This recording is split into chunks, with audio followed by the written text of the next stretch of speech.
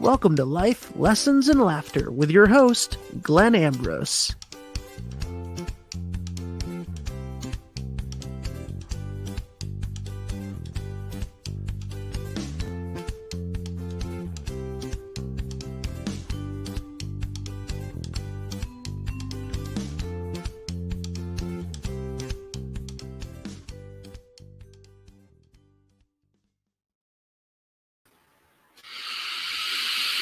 Hello, everybody. I'm playing around with my lighting, as you may be able to see, but I got all these shadows here that I'm not digging. Hold on, I'm going to try one other thing. So how's everybody doing? Let me know where you're from.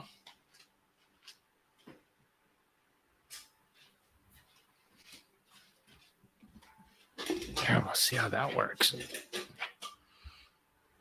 Yeah, maybe a little less shadows. So yeah, who's watching? Who's tuning in live? How cool is this that like we can tune in live to stuff and just meet? We can just talk to people all around the world live about anything that we want. That's insane. Insane in the membrane. So tonight I am going to be talking about compassion. This is a very organic episode because I had no idea what I was talking about 10 minutes ago. And I had tons of good ideas, some of them that were passed along from friends, and then some that I had. And this is my week where I'm working with clients. So when I'm working with clients, I see patterns, recurring themes. So sometimes I do that. So today was one of those days where it wasn't that I had to come up with one idea. It was one of the days where I had 13 ideas and I needed to cut them down to try to figure out which one I was going to go with. Hey, Susan from Australia. And what time is it over there? Is it morning? Today's Monday at 6 p.m. So it must be Tuesday morning over there, I'm guessing. So here we are. Compassion. And, guys, since I don't really know where I'm going with this, feel free to participate. Yeah, it's 8 a.m. in Australia now. I got to get over there sometime. But we'll see. It'll happen when the time is right. So compassion. How to open up a topic that's this big. It's multifaceted. It's a wonderful, of course, compassion is a good thing. So I think where I'm a little hesitant, but I'm going to lean in anyway. I'm going to start with the compassion as opposed to empathy angle, we'll call it. And I have to preface this by saying, like 5 minutes ago, I started looking up like definitions just to have something to kickstart the show. And this word is one of the words that has multiple meanings too. So like compassion, empathy, sympathy, these things, like if you go to the definition in the dictionary, it can give you a very specific answer to the question. But when I was reading the specific definitions of these words, I didn't agree with their definition. and not just from my perspective. Like, I don't think that some of the definitions that I was reading are really how most people that I've had conversations about these words, I don't feel that it's the way they see them either. Okay, so the reason I'm stating this is I'm going to talk to you about compassion, the way that I understand the word, and the way that when I have conversations with people around this topic, compassion, empathy, sympathy, I'm going to go based on my own experience and the experience of the people that I've talked to thus far. The reason I'm pointing that out is because one of the biggest catches we do is we get too caught up on words. It doesn't matter. If what matters is the energy behind it. And do certain words have energy? Yes and no. Do words have energy? Yes, they do. Does word have a specific energy? No, it doesn't. A word doesn't have a specific energy. A word has an energy that we assign to it. Okay. And that's important because a lot of times we judge things because somebody used a word that we don't like or something, or we get into all these controversies over words, and it's ridiculous, and we have to get beyond it. It doesn't matter what the word is. What matters is the sentiment behind the word. What matters is what you mean by the word. People can have different definitions of different words. It's one of the most popular things I saw with this was the Black Lives Matter. Everybody that was all pissed off about the Black Lives Matter was pissed off because they're like, well, I'm white, my life matters too. And it's like, that's not what they're saying. Like if because when all this stuff blew up there, a year or two ago, like I looked into it so I could understand. So I read like what they were saying. They were saying, like, they used examples like the Black Lives Matter movement. I mean, they used examples like if you're in a neighborhood and your house is on fire and you're running down the street saying, hey, my house matters, can you help me put out the fire? And somebody's over there standing, well, my house matters too. It's like, yeah, but yours isn't on fire right now. We need some help with mine. Can we just focus on mine for the time being? Because mine's the one that's burning down. I'm not saying that your house doesn't matter. So like when I read stuff like that, I was like, oh, okay, I understand what they're saying. And that's the point, understanding what somebody's saying instead of assigning our own meaning to what somebody else is saying. This is, I noticed it with the kneeling on a national anthem. Everybody's running around going, you kneel at the national anthem. Well, that means you're disrespecting the flag. It's like, no, they said literally, I am not disrespecting the flag. I am not disrespecting the United States. I'm taking a knee to draw attention that there's racial inequality in the United States. That's why I'm taking a knee. And everybody else went, no, that's not why you're taking a knee. You're taking a knee because you're disrespectful. It's like, how can somebody outside of me assign meaning to what I'm doing? How is that? Why do we think we have the ability to do that? Like somebody says, like, that's like me going outside and I'll try to, like, okay, well, I have this little Taino sun god statue, right? That's like me taking the Taino sun god statue, putting it out front and saying, I'm going to put this out front of my house because I like the way it looks. And then somebody come up and say, no, you hate Jesus because you put the sun god out front of your house, and it's not Jesus, and it's a different God in a different religion. So therefore it's against Jesus. You hate Jesus, and Glenn is anti-Christ, and he's probably the devil incarnate. It's like, what gives somebody else the right to assign the meaning to what I'm doing? It's ridiculous. I don't know when we started doing this or why we think it's okay, but you can't tell if somebody says, hi, I'm doing something for this reason. You can't come in from the outside and say, no, you're not doing it for that reason. You're doing it for the reason that I don't like. Therefore, I don't like you. You can't do that. Okay. So please don't do that.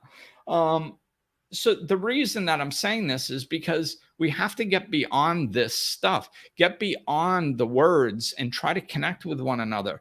We are more alike than we are different. We all want to be heard. We all want to be loved. We all want to feel a connection with one another. So let's meet down there through compassion, and then we can work our way up towards solutions to different issues.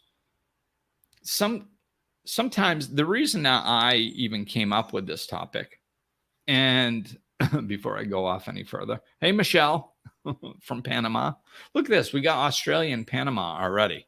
Now, I know some of you are in the US. Post it.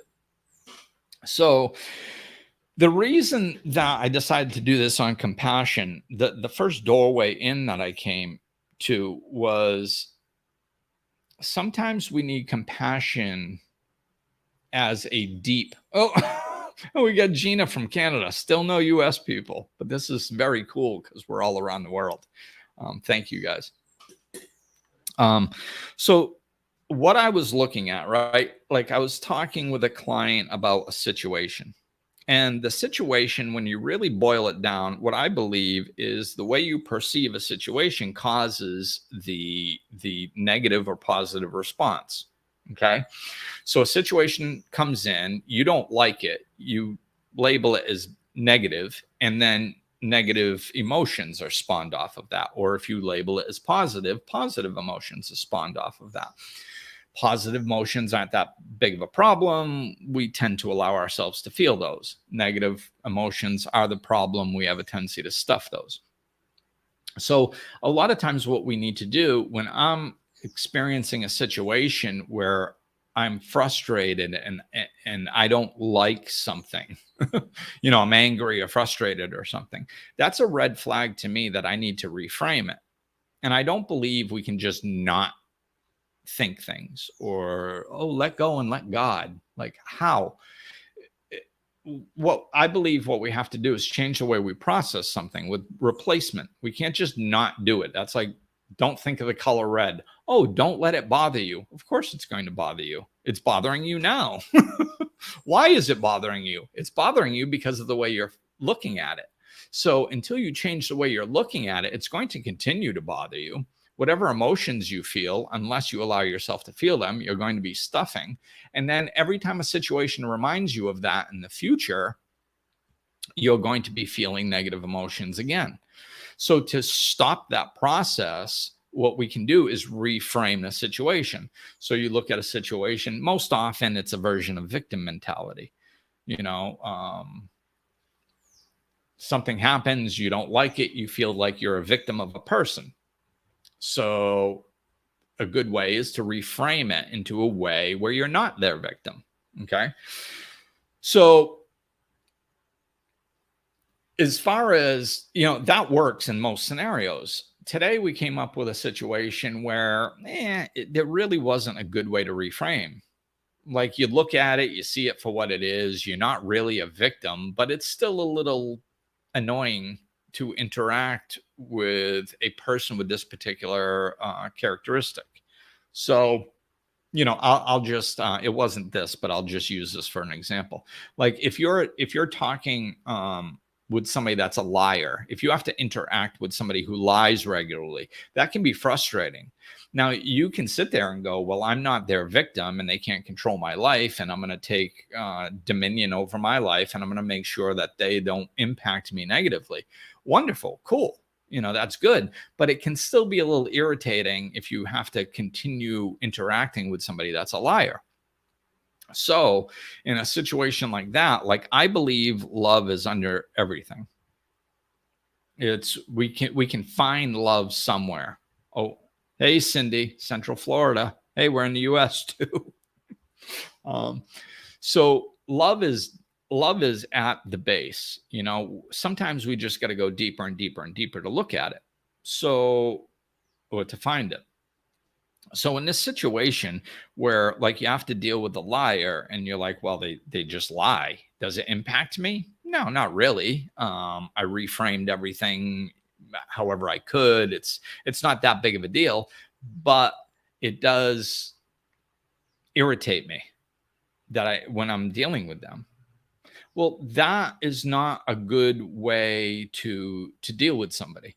Like if they irritate you every time you're dealing with them, then you're going to be irritated a lot. And I don't think we have to go through life irritated. So what I did was like, okay, let's go deeper.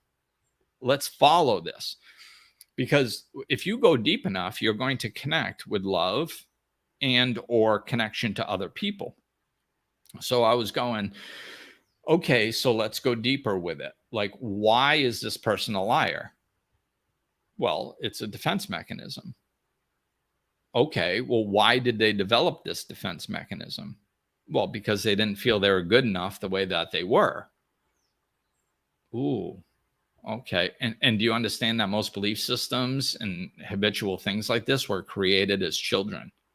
Ooh. So now all of a sudden you're going from somebody that lies that just annoys you and you follow it down. And now you start getting to why they lie, and you start getting down to the point where you're going like, oh, okay, I see a little child that doesn't feel like they're good enough. Well, why don't they feel like they're good enough? I mean, of course.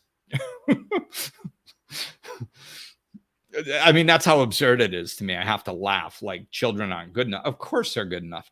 So why would a child think that they're not good enough? Well, through negative reinforcement, from being put down, from being in an emotionally abusive environment, probably. Okay, so now you have a little child being abused emotionally, and that feels like they're not good enough. Wow. Now, do you see how when you start following it down, all of a sudden the compassion starts arising? It's not an excuse for their behavior. I'm not saying that you have to, say, oh, yeah, lying's a good idea. They should continue that because they had a hard childhood. That's not what I'm saying. That's not what compassion does. What compassion does is it brings in an understanding. If you go deep enough, all of a sudden you start understanding, like, oh, wow. Yeah, I felt like that too. We can identify sometimes. And even if we can't, like, we can all identify with not feeling good enough in some sort of situation, you know. But even if you're not identifying with that, you can have compassion for them. I mean, why would you, how could you look hypothetically, even in your mind, look at a kid, go, oh, there's this little child and they're being emotionally abused and they don't feel like they're good enough. How does that not spark something in your heart? That thing that sparks in your heart, that's compassion. It's just, that's compassion. And, one of the things that you can see in tragedy, and this is really a good thing there's so much tragedy that still happens in this earth. And we focus on the tragedy so much. We know there's tragedy, man. Like, we know people are dying in the Ukraine. We know that war is horrible. We know all this stuff. So like just sitting there ruminating about it. Oh my God. And it's so horrible. That doesn't help anything. But if you look around and you see the compassion that arises out of human suffering, it's natural. It's natural, man. It's part of our nature. When there's people suffering, there are people around them trying to help them. Focus on that. We get so beaten down by humanity because the humans that are not connected to their source, that are not focused on love, that are not living good lives, they cause all this destruction, and that's all we look at. And we think that's a representation of humanity. It's not a representation of humanity because it has to override our natural instincts for compassion and love. Everybody wants love. Everybody wants compassion. If somebody's so disconnected from it that they don't even know that they want it, that's even sadder. That's even more sad. Like, you're so disconnected from love and the ability and the right to have love in your life that you don't even want it anymore, or you don't think you want it. Oh my God, that makes my heart hurt. So this is what I mean. We got to go deeper to get to that compassion. That's a natural instinct for people. And we can see it in every tragedy.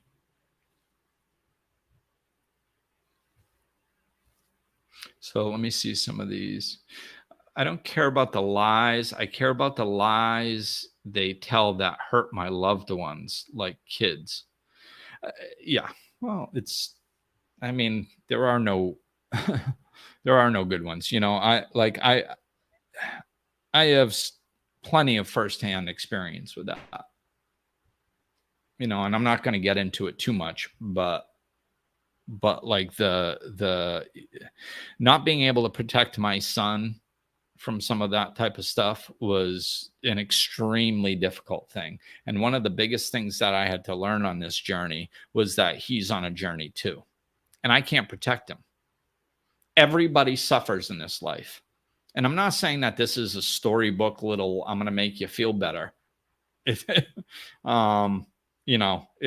sometimes the truth hurts. And this is the truth. The truth is our children have their own path to walk. And sometimes we can protect them and sometimes we can't. And when we can't, it's hard. But that doesn't change it. Just it being hard doesn't change the truth. Like all we can do is teach our children to be strong, to handle adversity. We cannot protect them from emotional suffering. And this is what most people try to do with their children. They try to protect them from emotional suffering. You can't.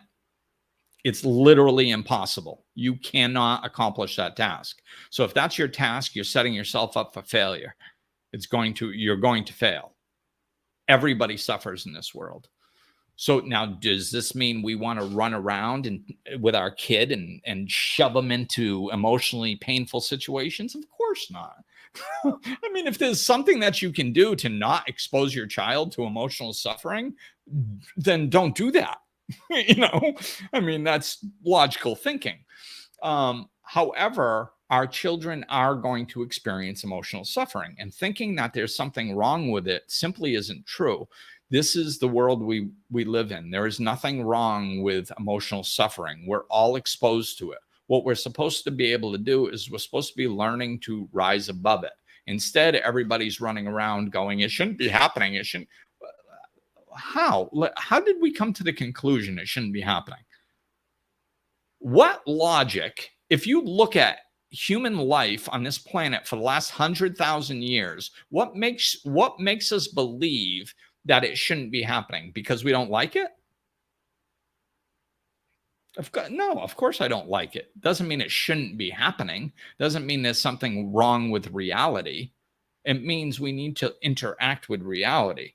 All suffering is resistance to what is. So if we're resisting the reality that this stuff happens, that causes suffering. And then we pass that suffering on to the kids. We go, oh, this shouldn't be happening to you. This is what we do in society. We run around making everybody feel better. We tell everybody, no, it's not your fault. This shouldn't be happening to you. Life isn't fair. That person's a jerk. That is the most disempowering load of shit that I've heard. We have to stop doing that. Stop disempowering your family and your friends and calling it love. It's not. It's disempowering. You're telling them they're a victim and it's not their fault. We need to teach people how to rise above this stuff. We need to teach people how to push through.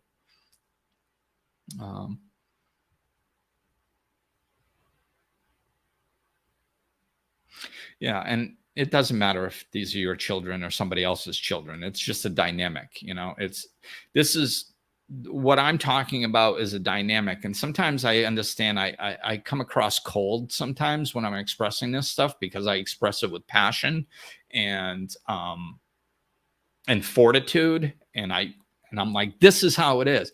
And the reason I do that is because I'm trying to get the point across. It's not because I'm lacking compassion. I have compassion. I feel for the situations. I mean, it was my freaking son that I had to deal with this for 10 years. living right down the street. So of course I have compassion, but it doesn't change the dynamic. The dynamic is what's important. That's what we have to understand. We have to deal with reality as it is. And that when we do that, we can let go of the suffering and then we can work through it.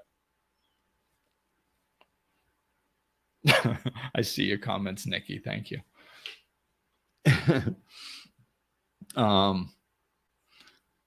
So let's see. I'm just going to scroll through because I know some of these. I know some of you guys are throwing some good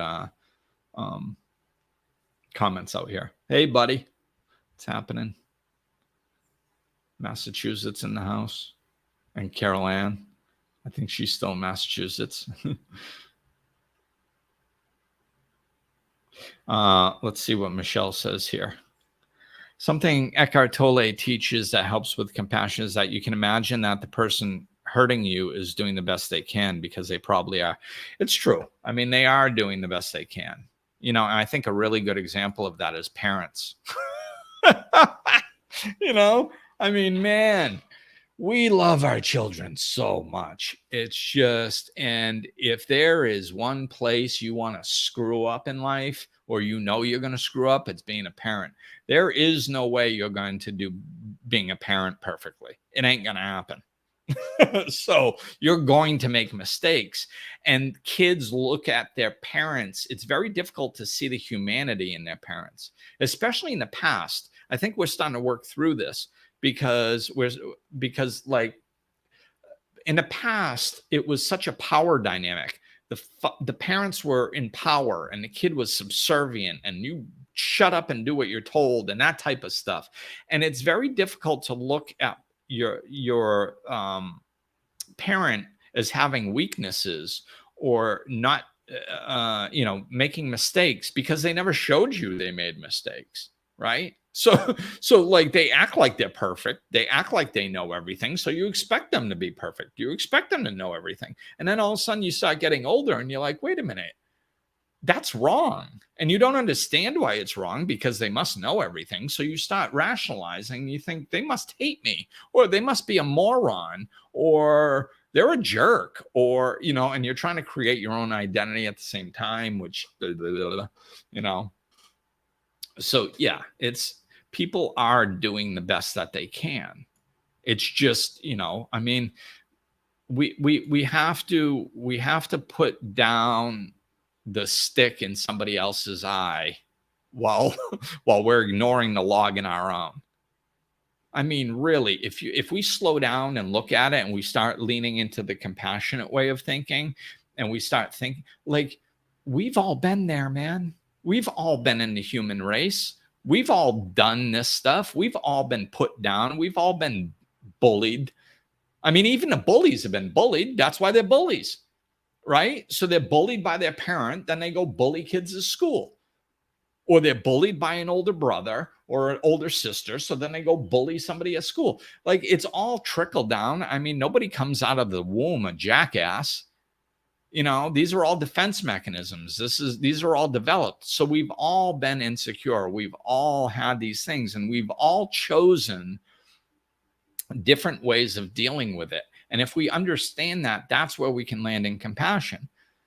So the main, there are versions off of these, of course, but the main three ways that we call it the fight or flight response, but it's also defense mechanisms that are born out of these. The main defense mechanisms as children are fight, flee, or freeze.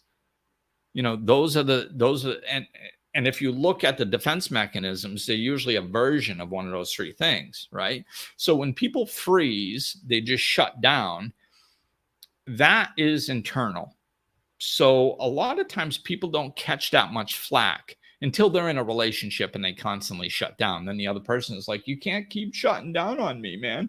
And it becomes a problem, right? And then same thing with fleeing. Sometimes it's like you're getting yourself out of a situation. So sometimes that works, but you can actually do that depending on how often and how extreme you do it and not get into that much trouble. Why? Because you're getting yourself out of the situation.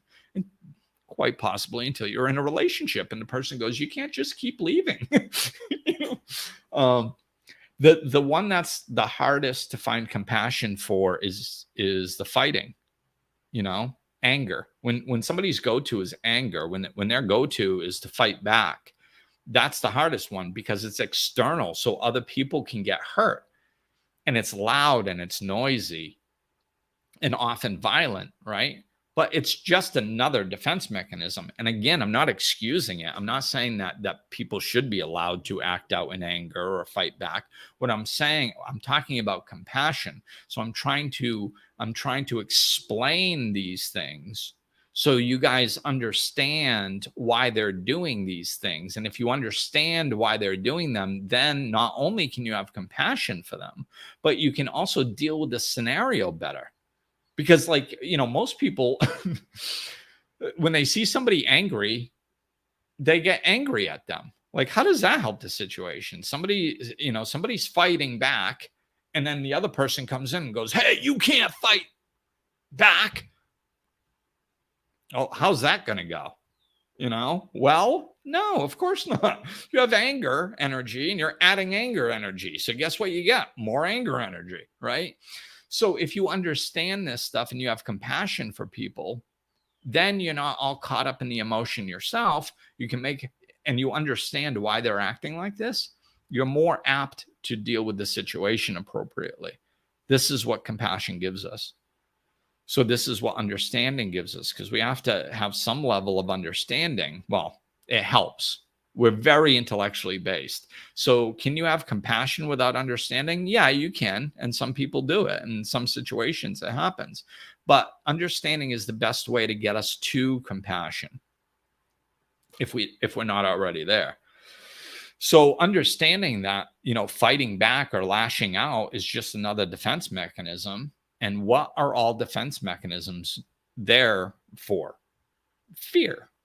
So whether somebody is shutting down, whether somebody is running away, or whether somebody is fighting back, it's all a response to fear. Have you ever felt fearful? Ever? We all have.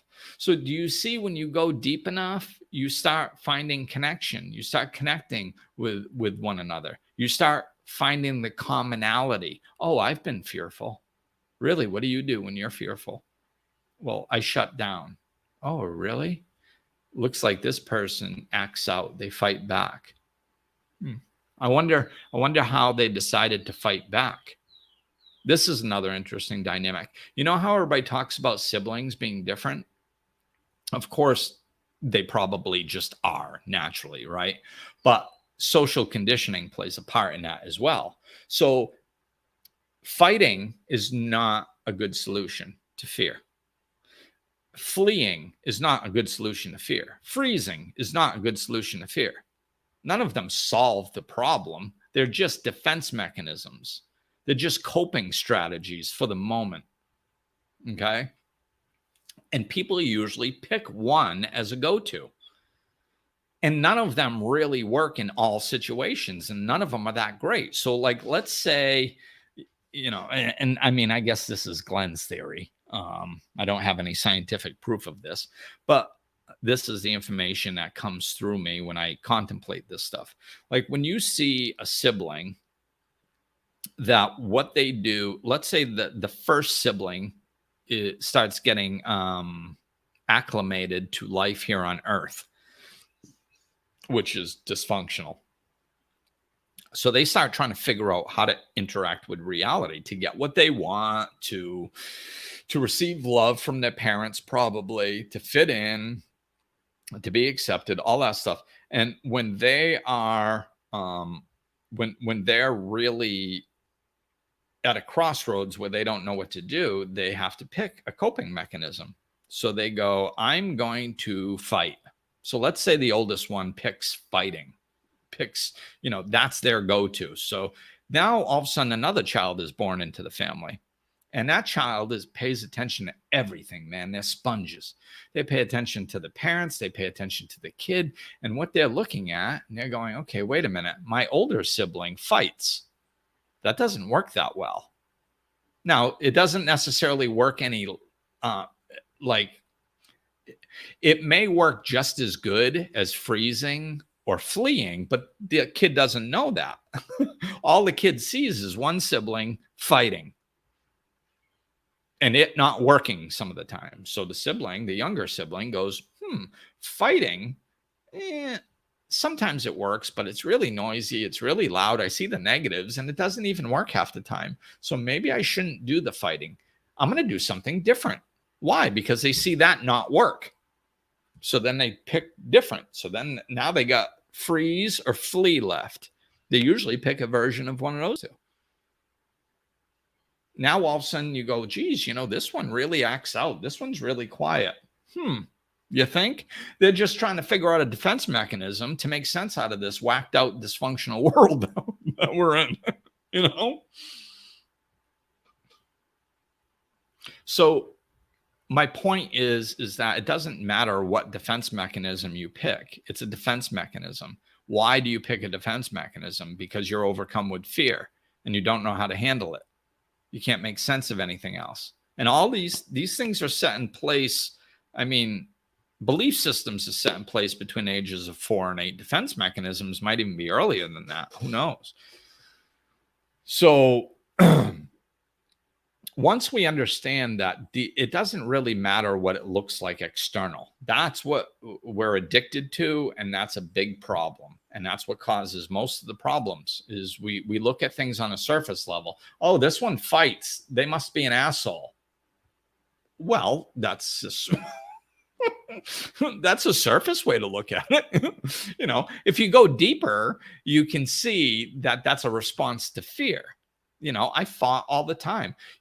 So I'm going to share this. When I was in freshman year in high school, when I was younger, I went through a stint of fighting and stuff at school. And then this teacher was like, Glenn, you shouldn't be fighting. You have to stop. And I really liked this teacher. It was Miss Cowett in 5th or 6th grade. Well, that was her name then.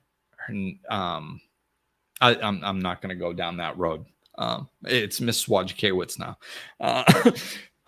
I did go down that road. Okay, so I stopped fighting for a while. I really liked this teacher. She was a nice person, and she connected with me, which most teachers didn't, because I was a big pain in the ass. So I stopped fighting through junior high, and I was experiencing a lot of controversy. Puberty was starting, and I was breaking hard left. And freshman year, I got picked on. I was 4'11", 100 pounds my freshman year, and chubby, and I got picked on all freshman year. And that summer, I started working out, and I was like, I'm not going through another year of that. I was in constant fear. Like constantly walking down the halls, it was just this fear was in my body because I didn't know when one of them was going to jump out at me or which group, because it was multiple groups picking on me. I didn't know which one I was going to bump into, what they were going to say, how many of them there were. It was horrible. So I walked around in fear. And that summer I was like, I am not walking through another year in fear. I'm just not doing it. So you could tell, like now when I look back on this stuff, I see how my brain worked. Even back then, I keep going deeper. So I went, okay, what am I scared of? I'm like, I don't know, getting bullied. No, specifically. It's like, I get getting beat up. I get like getting punched in the face and physically hurt. I guess that's the root of my fear. I was like, okay, so how do you prevent that from happening? I don't know. I can't. Okay, well, I'm not walking around in this fear. So what else can I do? Well, what if I just, this is 15-year-old thinking. It's not that smart, but it was the best I could come up with at the time, because I actually asked adults and they're like, I don't know, punch the biggest one in the head. Like that's what I heard in Massachusetts. If you're getting bullied, punch the biggest one in the head. So I didn't think that was right, but like I couldn't come up with anything else. So I was like, well, I know what I'll do. I'll get in so many fights because I don't think I can really learn how to fight good. I didn't have a channel for that. I didn't know how to make that happen. So I was like, well, if I can't fight, I wasn't confident in my fighting ability. So I was like, no, I need something I can do now. So I was like, I'll just get in as many fights as it takes so I don't fear getting beat up.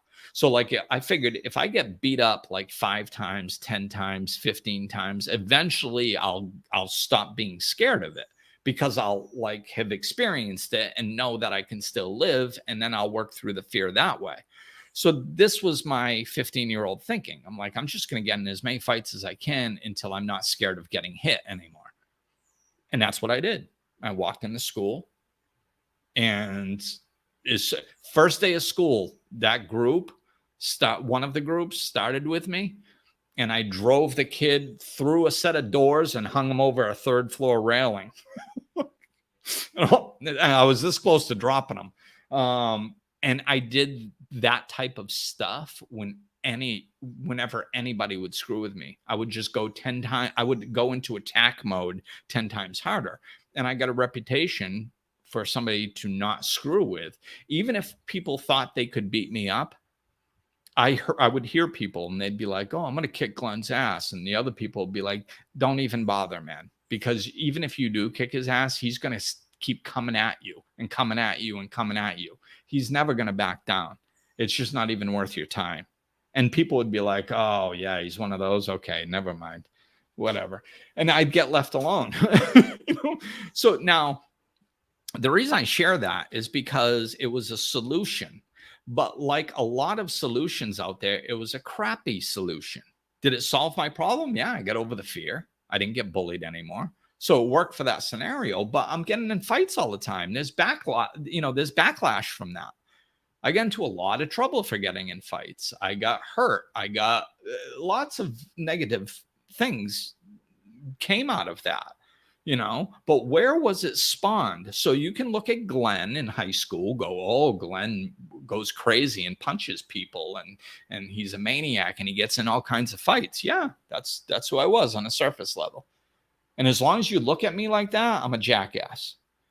But if you go underneath and you start understanding why I became like that, and it was because as a response out of fear and confusion and not knowing what else to do and not being able to find out an answer, now all of a sudden you start landing in some compassion, hopefully. And then you go, oh, everything's like that. The people who freeze are like that. The people who flee are like that. The people who fight are like that. We have to have compassion and understand that these actions are birthed out of fear and make people feel safe. It's so, to use a different example, like somebody that shuts down all the time, somebody that doesn't have that defense mechanism goes, why do you shut down all the time? You're such a jerk. You shut me out. And that's not fair to me. It's like, what? Whoa. Wait a minute. Why are they shutting you out? They're scared. Do you think yelling at them is going to make them feel safe? Of course not.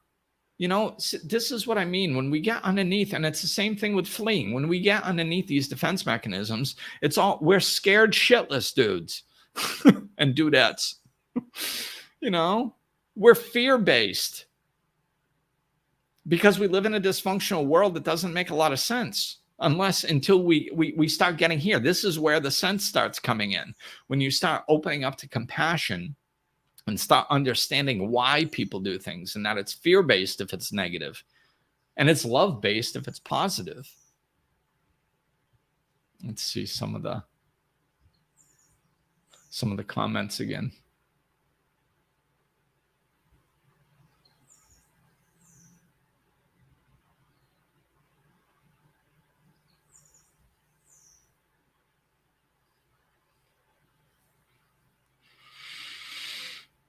Yeah, Gina, we need to teach them how to deal with the lies versus protect them from it. That's a beautiful wrap up for what I was just saying with the kids and stuff.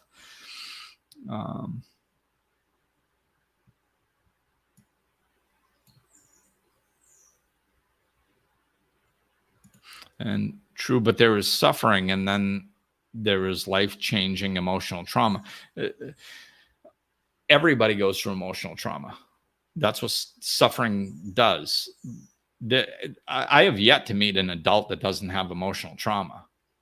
I mean, I think we have to be careful with that word, trauma. People use that word either not enough or too much, in my opinion. Um, it's like, but so what causes the trauma, right? And this goes back to what Gina just said. We need to teach them how to deal with the lies versus protect them from it. Okay. So if somebody doesn't know how to deal with something, that is what causes the trauma, not the actual situation. Because you can have two people that are exposed to emotional trauma or emotional abuse, we'll call it. So two kids that are exposed to emotional abuse, one walks away with trauma, one deals with it. What's the difference between those two?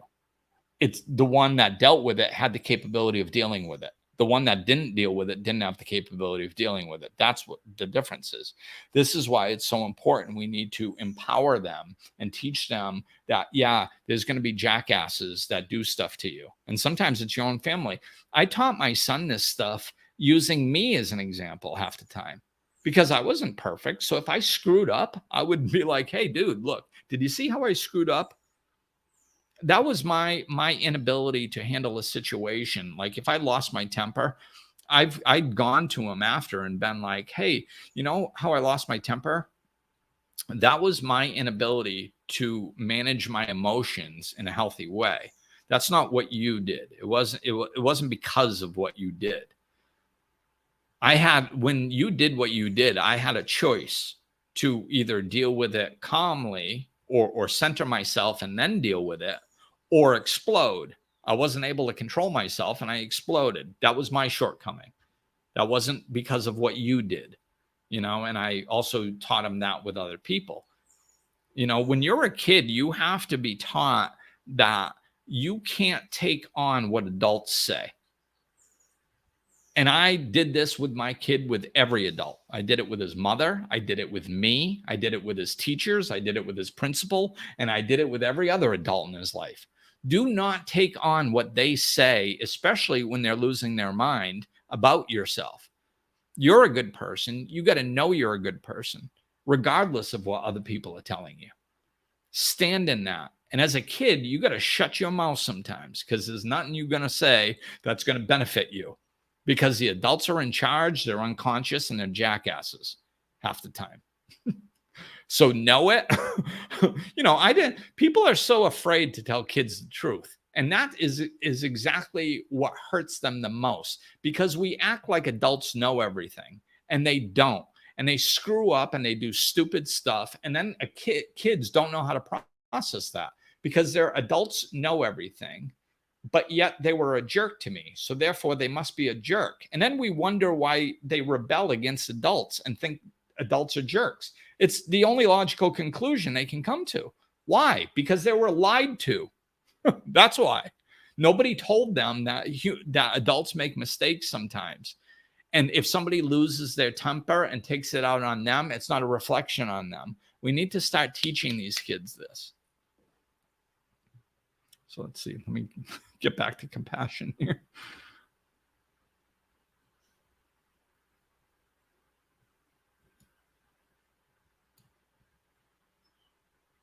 I was courageous and brave. I just chose something, that, it's the same to me. Choosing to fight was the same thing as choosing alcohol. Like alcohol was, wait a minute, let me get this. I just realized I still have this comment up. Alcohol, I was an alcoholic for 20 years. So, alcohol was my solution. A lot of people think alcohol is the problem. Alcohol is not the problem. Drugs are not the problem. The problem is you're maladjusted to life and you're turning to something to escape or help you. So I wasn't confident in myself. I didn't know how to interact with life. I drank alcohol and all of a sudden all the fear left. I could talk to the pretty girls. I could be a wise ass with the guys. I could stand up for myself if somebody screwed with me. I had no fear. So I became who I always wanted to be through alcohol. That was my solution. It removed the fear. right? The problem is my solution had a bunch of negative aspects to it. It wasn't a good solution. Now, did it solve what I tried to use it to solve? Yeah, absolutely. That doesn't mean it was good. It just meant that it solved that particular problem, you know, and then ended up having much more problems, you know.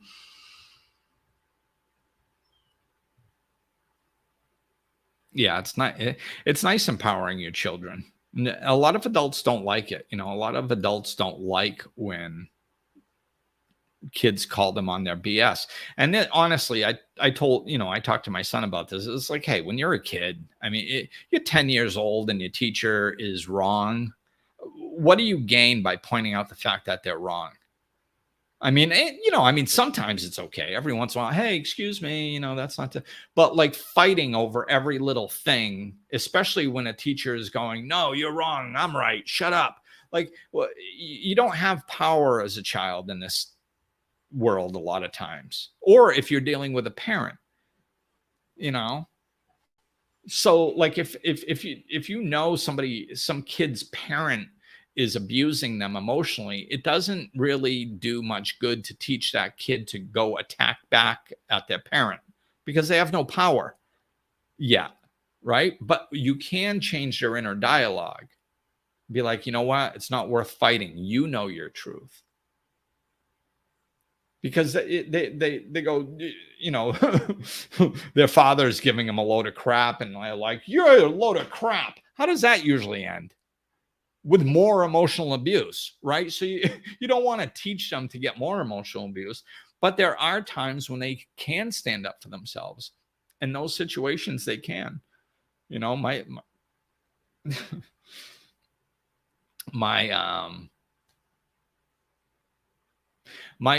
son, as he's gotten older, he stands up for himself pretty well, I think. As you get older, you get more empowered. I just like, if you're in a losing situation, that I didn't do this well, so maybe this is why I see this. When I was a kid, I fought everybody and everything, and it didn't end up well. I never won. I mean, again, this is not law. I mean, there are certain situations where I stood up for myself and it worked out fine. But 90% of the time when I was standing up for myself, all I did was get into more trouble. If I felt stronger about myself, I don't have to convince the person abusing me that they're wrong. I'm never going to do it. Why waste my breath? Why get into more trouble? Why cause more emotional suffering and possibly physical suffering in my own life? Why trigger them to attack me more when I can't do anything about it? It's, you're fighting a losing battle. So if you're strong within yourself, it's like they can think what they want. And really this is a more appropriate coping mechanism, even when you're an adult, because really what's the most foolish thing you can do is argue with a fool. Right? So like if there's somebody on the other side that is wrong, who gives a crap? Let him go. Let him be wrong.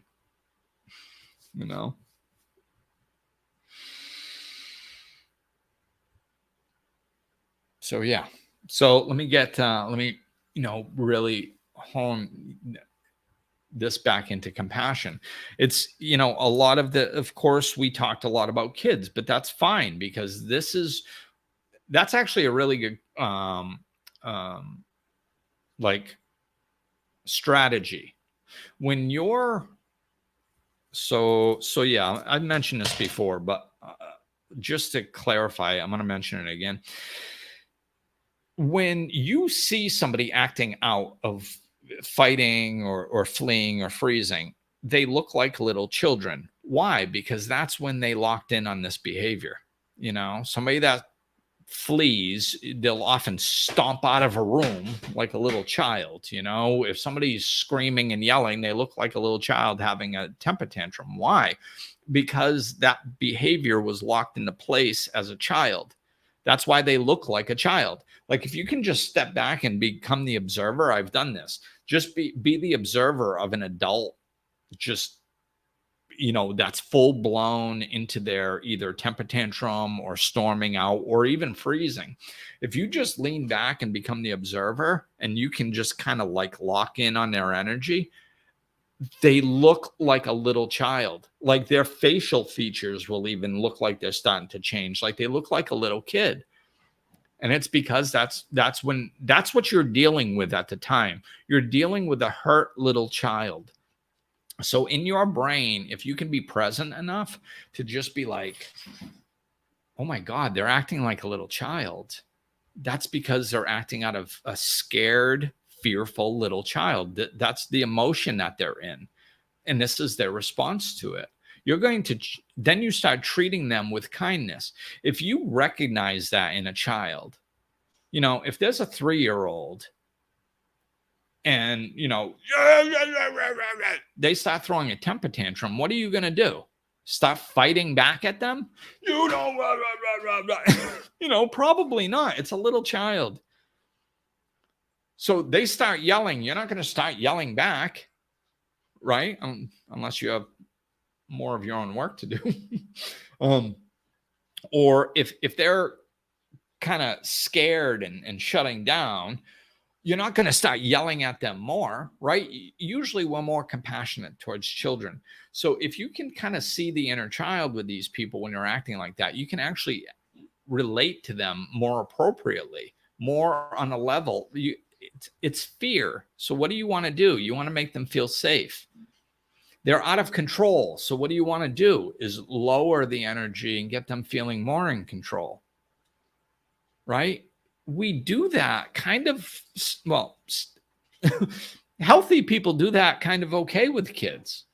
Not perfectly, not every time, but they interact with children much better than they interact with adults. When somebody's an adult, they're like, oh, they should have learned this by now. Yeah, well, they didn't. We all revert at certain times. So if we can see that, we're going to choose how to interact with the adults in more of a compassionate way.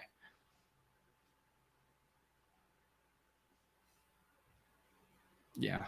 So that wraps up that mindset. I just got to tune into compassion and see if there's anything else I want, because we've been on for like an hour. So compassion and empathy, I won't go into this too much, but empathy is like, to me, again, I don't know about the dictionary, but to me, empathy, it's a big word, empath. What does empaths do? They feel other people's energy. They often actually take it on. And that's a whole, I've done podcasts on empaths and everything, so I'm not going to go into that too much, but the difference between an empath, the way that I'm talking about that, and somebody that's compassionate, is you don't have to take on somebody else's suffering. You don't even necessarily need to not only take it on, but you don't need to feel it. All you need to do is really understand it. Like if I sit there and go, oh, there are people suffering in the Ukraine right now, like, because there's a war there, and there are people that don't know if a bomb is going to drop on them, or if they're going to be able to feed their children or eat themselves, or if there's going to be water. Like, that's enough right there to go to trigger that instinct inside to go, oh my God, I feel for these people. It's not good that they're in that situation. I wonder if there's anything that I can do to help. That's what compassion does, is it moves us to help. It sparks that natural instinct to see somebody suffering and want to alleviate their suffering. That's the important part about compassion. So we don't, and this, I'm not going to go into this too deeply too, because it's probably a whole nother podcast, but we have to slow down and be really careful if we are feeding our ego or if we're trying to help. We need to try to help more. And if there, and it's okay if you can't,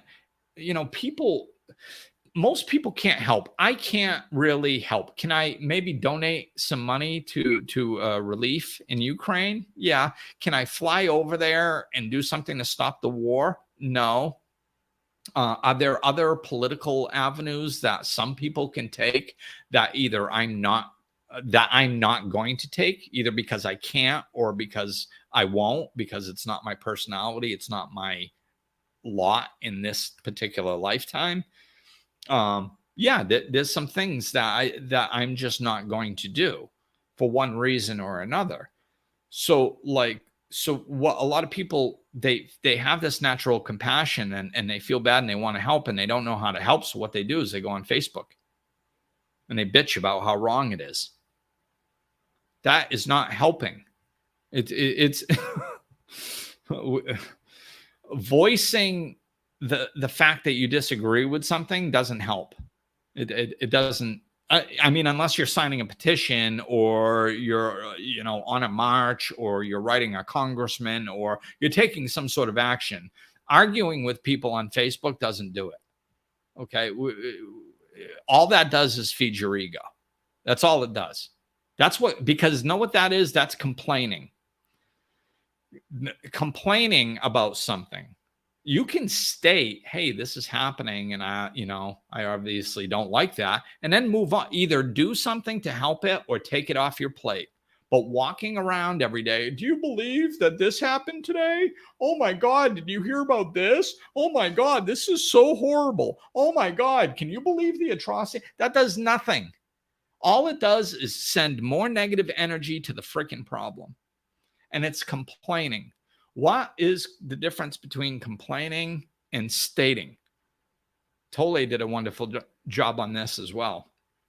Complaining is not helpful.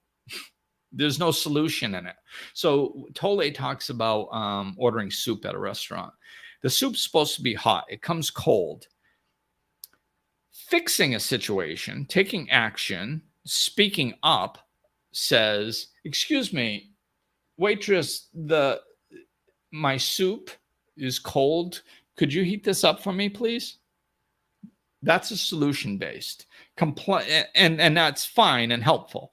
Complaining is, I can't believe that they serve this soup cold. Why would anybody serve hot soup cold? This is ridiculous. Why did they do that? That's just complaining. There's no solution built in. And all it is stroking your ego. All complaining, by the nature of what a complaint is an ego stroke, because there's no solution in there. But people do it addictively, right? People complain all the time. So why are they complaining? It's because they get an ego stroke. Well, how do they get an ego stroke? They get one because of the unconscious implications of what they're saying. They are basically implying that they wouldn't do it that way. They don't necessarily say that, but if you're complaining about the soup being cold, what you're basically saying is they did something wrong. If it was up to me, I wouldn't serve hot soup cold. But they did serve hot soup cold. So they're bad. I'm better. And that's where the ego stroke comes in. So every time we complain, we are stroking our ego. We are creating separation between us and whatever we're complaining about, even if it's a thing. It doesn't even have to be a person. We are implying that we are better than that thing by the very nature of complaining. We are saying, if it were up to me, I wouldn't do that. Therefore, I'm better than the situation or the person that I just complained about. See, so we just stroke our ego every time we complain, and we get a little feedback for stroking our ego. Ooh, I'm a good person. So then we complain again. Ooh, I'm a good person. I wouldn't have done that. I must be a good person. And unconsciously, we get addicted to that. And that's actually how we stay stuck, is because we feel a little bit better. So we don't feel the actual suffering of being disconnected from the happiness and the peace and the love that's within us.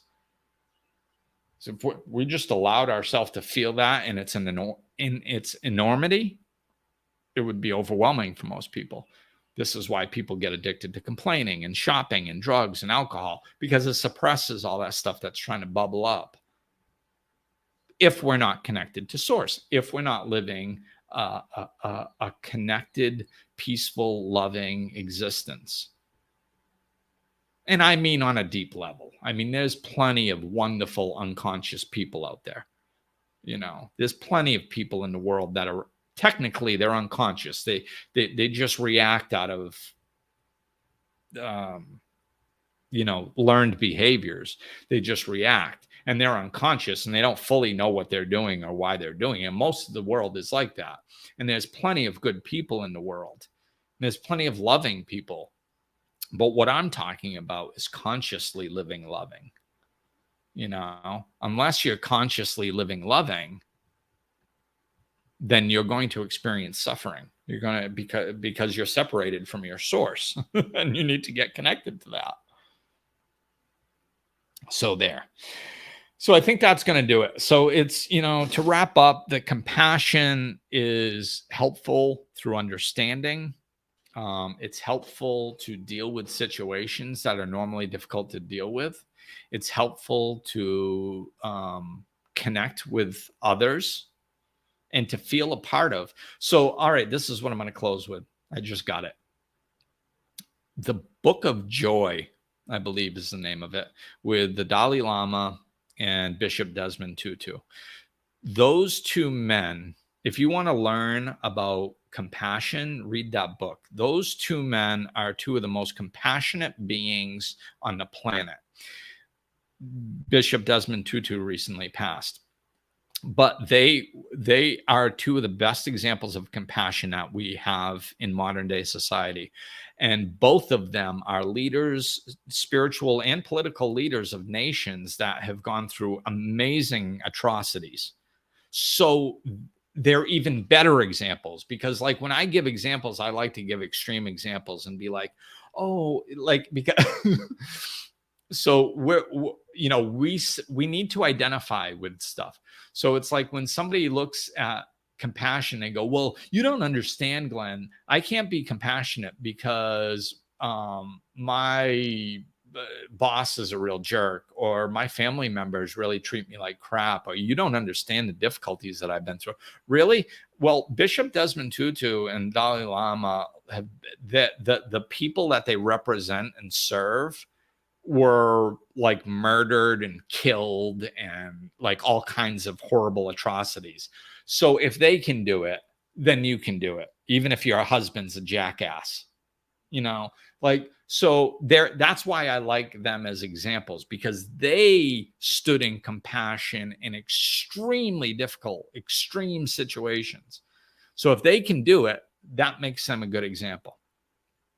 That they talk about compassion. One of the best ways they said that they were able to remain compassionate and even joyful is through understanding and connecting with the suffering of those around them in their group.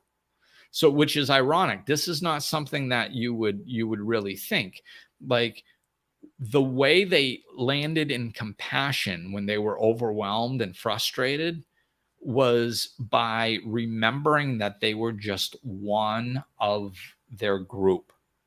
And like I said, their group was suffering horrible atrocities. But when they stopped and went, I'm just one of them. We're all going through this together. I'm one of them. I'm one of this large group of people that's going through a difficult situation. And I'm going to do what I can to help. But we're all in this together. That actually gave them solace. So they didn't run from the atrocities. They didn't even, well, in some situations they got better, but Dalai Lama, he's still not welcome in his own freaking country. So, so there's no solution there, right? So they didn't wait for a solution to their problem to be able to feel compassion. There wasn't an absence of suffering before they could anchor into compassion or joy, for that matter. They're two of the happiest people that I've ever seen.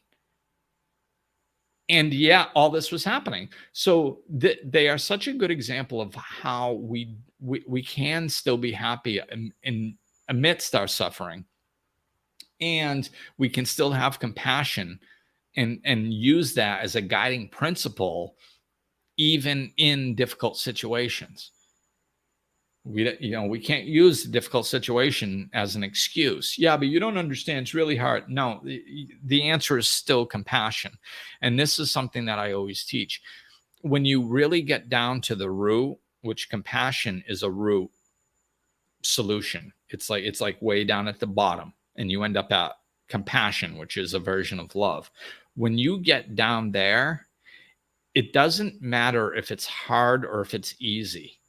It doesn't change the dynamic. So like if it's because that, believe it or not, most people think this way. I go, well, the solution is compassion. They go, well, I can't do compassion here. It's really hard. The solution, the situation's really big and it's really difficult. It's like, well, yeah, but you still have to do compassion. Well, yeah, but it's too big. It's really hard. Well, that's still the answer. Like the answer doesn't change just because it's bigger or it's harder to do. This is the answer. The answer is compassion. So I suggest you start trying to lean into compassion, since that's the only answer. And I understand that it's hard. And sometimes we have to do hard things in life, extremely difficult things. Sometimes we have to chip away because we can't do it all at once. So little by little, we keep implementing compassion, and eventually we get there. We can't look at the solution and go, well, the solution's compassion, and this isn't really too difficult a situation, so I'll bring in the compassion and solve it. But this one over here, this one's really big, so I'll just suffer for the next 72 years until I die, because the solution is compassion, but it's harder to bring it there because it's bigger. So I just won't do anything. Like, you can't do that. You still have to work towards it. If that's the solution, that's the solution. It doesn't change it if it's harder,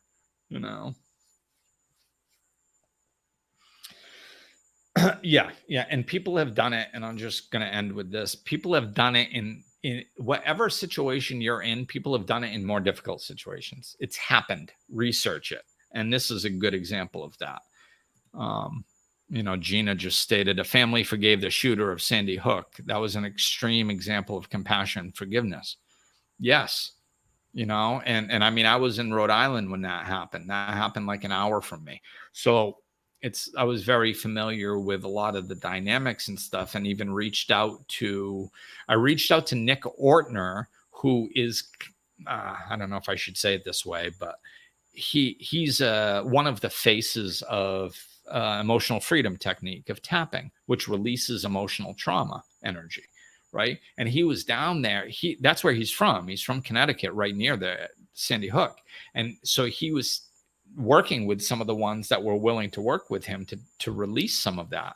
And I don't know if it's the same person you're talking about, but one of the people there, they were able to release the emotional trauma and the energy from that situation through tapping. So I reached out to him to see if I could drive down and help. And it just didn't work out for one reason or another. So, but yes, the point is people do this in extreme situations, and it's really hard. And are we going to do it perfectly? No, probably not, especially in the hard ones, but it doesn't change the answer. The dynamic stays the same. So, all right, cool people. Thank you. I had no idea where that was going to go. So, but I think there was some helpful information in there, hopefully. So thank you for listening, watching, definitely participating. This was one of the best participation nights we've had in a while. So thank you. I appreciate it. I am going to go to my ending, and I will talk with you guys soon. Peace. Looking for more? Check out over 200 episodes of Life Lessons in Laughter, or click the link in the description of this episode to connect with Glenn directly.